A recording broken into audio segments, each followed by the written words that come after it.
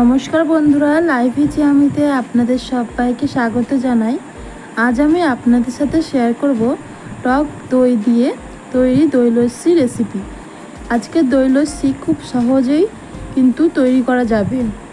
তো দেরি না করে আজকে রেসিপি শুরু করব। আর আমার চ্যানেল যদি এখনও সাবস্ক্রাইব করা না থাকে তাহলে চ্যানেলটি সাবস্ক্রাইব করার অনুরোধ রইল। তো বন্ধুরা, দেখতেই পাচ্ছেন এখানে কিন্তু আমি 400 গ্রাম টক দই নিয়ে নিয়েছি। এই টক দই দিয়েই আজকের লস্যি তৈরি করব। আমি লস্যি তৈরি করার জন্য এখানে মিক্সিং জার নিয়েছি।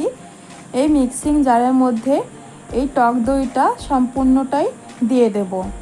এবার এখানে দিয়ে দেব পরিমাণ মতো জল। কাপটা ধুয়েই আমি এখানে পরিমাণ মতো জল দিয়ে দিয়েছি। এবার দিয়ে দেব হাফ কাপ চিনি, আর দিচ্ছি এখানে পরিমাণ মতো বিট নুন, আর দেব ভাজা জিরে গুঁড়ো।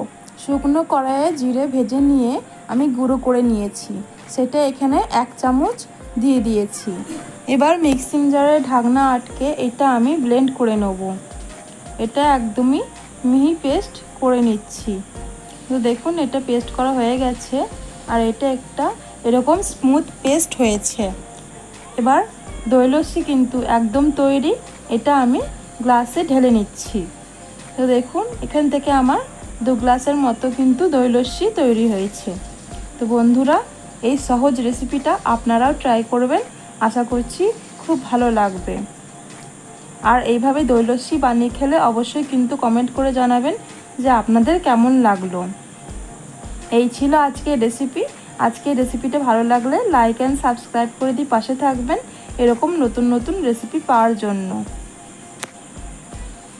ভালো থাকবেন, সুস্থ থাকবেন, ধন্যবাদ।